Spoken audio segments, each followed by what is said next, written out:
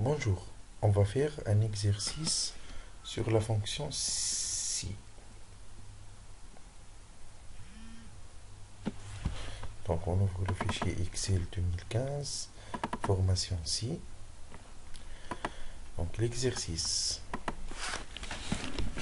Donc la première chose, euh, on veut vérifier est-ce que c'est un grossiste, oui ou non. D'accord. Donc dans ce cas-là, par exemple, il est un grossiste, il va effectuer un paiement comptant et la vente n'est pas emportée, c'est-à-dire elle va être livrée par la société, d'accord, qui est en relation avec le frais de port. Bon. Pour la remise, donc, on va commencer par faire la remise.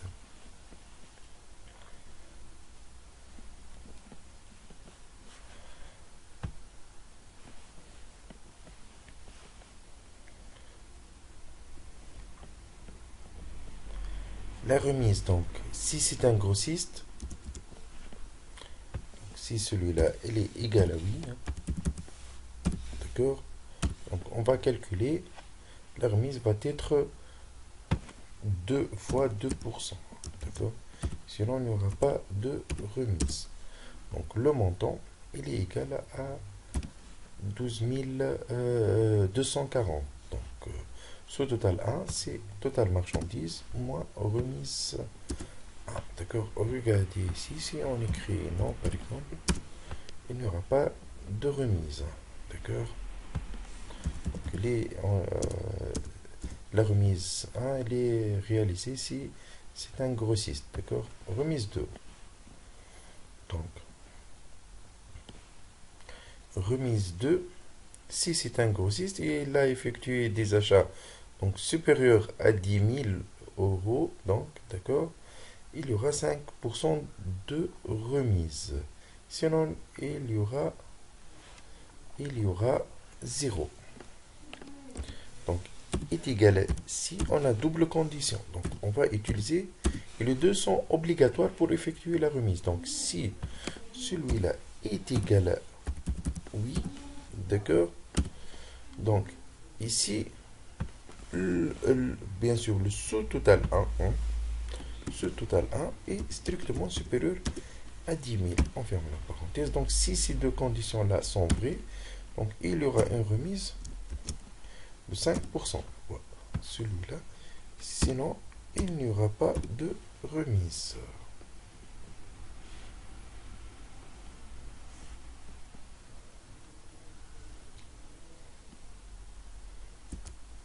D'accord. Donc, ce total 2 est égal à ce total 1 moins remise 2.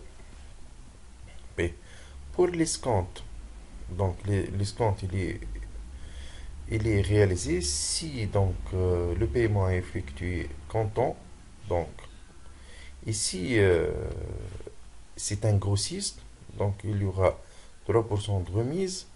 Si c'est pas grossiste, donc 2%. Si le paiement n'est pas en comptant, il n'y aura pas d'escompte, bien sûr. D'accord. Donc ici, donc si le paiement s'effectue comptant, d'accord, on doit ajouter un test.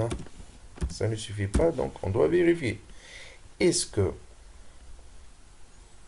euh, c'est un grossiste? Donc si B2 est égal à oui, donc il y aura 3% fois ce total 1. Sinon, il y aura 2% si c'est pas un grossiste. Si il a effectué un paiement comptant et c'est pas un grossiste. D'accord. Donc il y aura 2% fois celui-là. D'accord.